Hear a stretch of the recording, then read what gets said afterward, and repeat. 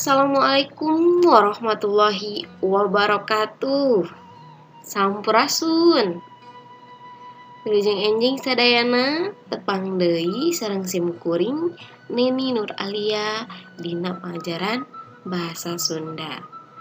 Dina rangat ayeuna simkuring baris medar hiji materi nyaeta ngeunaan biografi. Hidep pasti kantos maca atawa ningali contoh biografi. Kumaha biografi?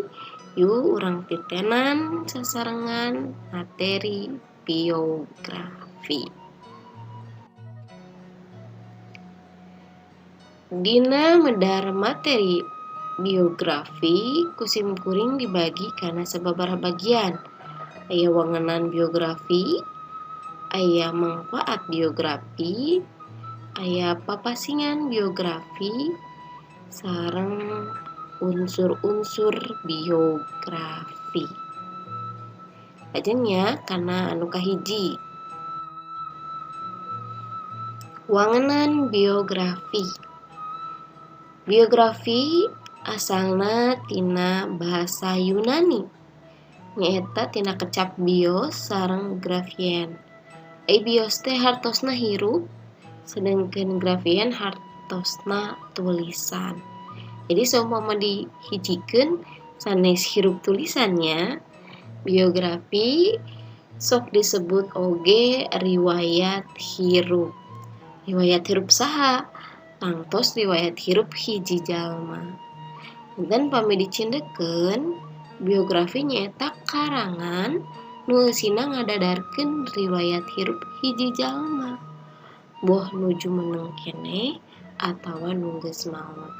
Biasana dimimiti anjeunna babar di mana ya, di keluarga kumaha, tanggal sabaraha, keleutikna kumaha, nya karirna, katut prestasina sok dicaritakeun tina jero biografi.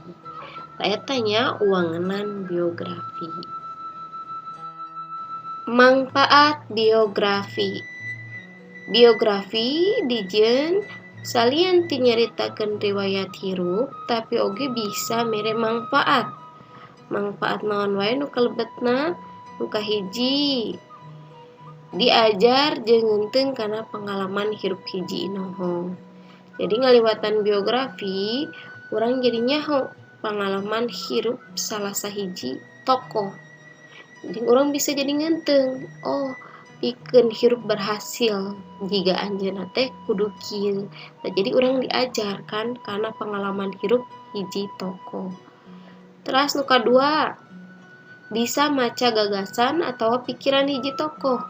Jadi ngaliwatan biografi urang jadi apal karakteristik hiji tokoh.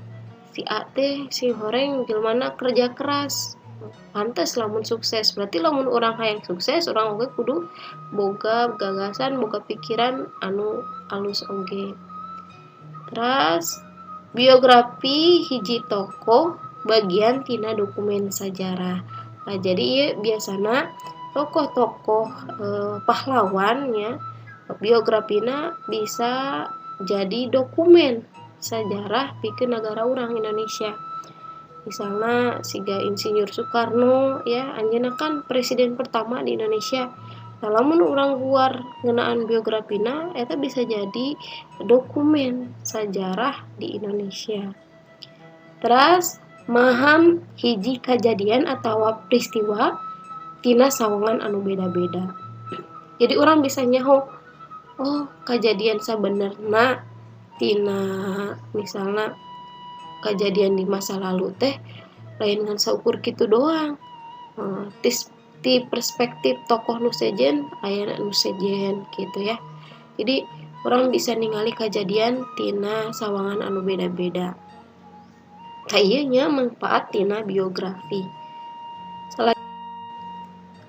Papasingan biografi. Nu kahiji aya nu dumasar nu nulisna. Dumasar nu nulis kabagi jadi dua, aya biografi sareng autobiografi. Biografi nyaeta riwayat hirup nu ditulis ku batur. Jadi aya hiji tokoh. Nah, tokoh eta teh dijieun biografina ku batur.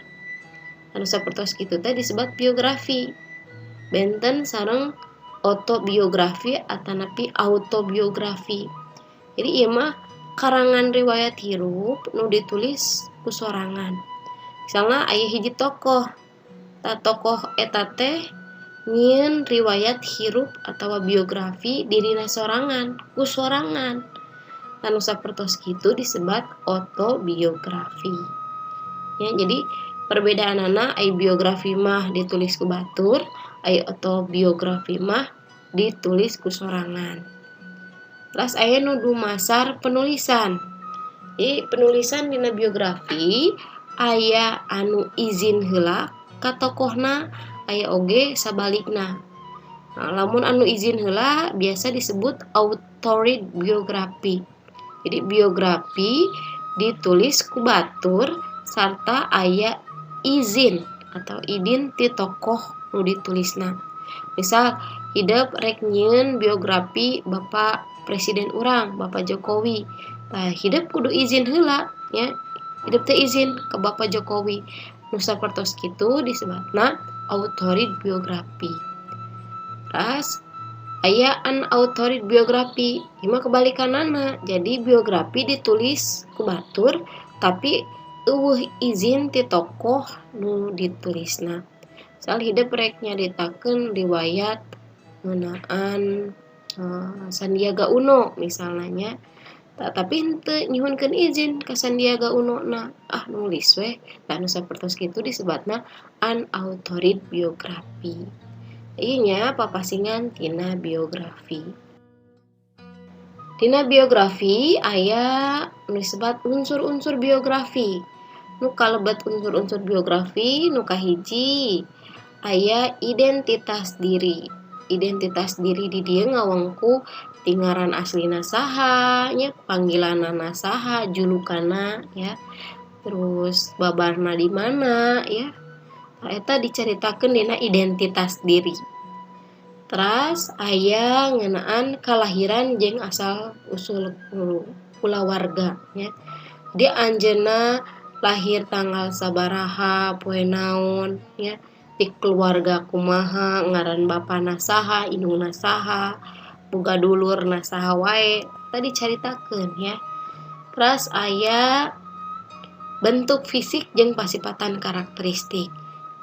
Jadi bentuk fisik si tokoh eta teh kumaha ya, aya ciri khas teu, misalna rambutna lurus, terus postur tubuhna kumaha ya. Jeung pasipatanana misalna anjeunna teh rajin ti leuletik atau pekerja keras. Eta tiasa dicaritakeun dina unsur bentuk fisik jeung pasipatan. Terus riwayat sakola atikan atanapi riwayat padamelanana.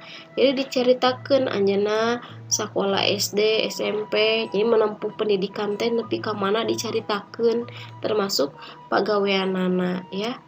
Terus pikiran atawa gagasan. Jadi anjeunna tipe jelema anu gaduh prinsip hirup henteu. Naon tah prinsip hirupna dicaritakeun. Biasana pikiran atawa gagasan ieu anu sok di ieu nya mencar orang dimunculkeun pisan. Kulantaran ieu bisa mere mangpaat pikeun nu maca. Terus karya atawa hasil gawe. Jadi salila anjeunna berkecimpung di pagawean eta teh karyana naon anu paling menonjol hasil gawena teh. Terus aya nu terakhir prestasi jeung pangajen. Jadi prestasi naon anu pernah didapatkannya nu dikengingkeun ku anjeunna, penghargaanana naon wae tadi bahas dina biografi. Nah, ieu nya unsur-unsur dina biografi. Rupina mung sakitu materi ngeunaan biografi mugia masihan kajembaran ilmu pikeun urang sadayana. Hapunten saupama seueur kekecapan anu kirang merenah. Wabillahi taufiq wal hidayah. Wassalamualaikum warahmatullahi wabarakatuh. Sampurasun.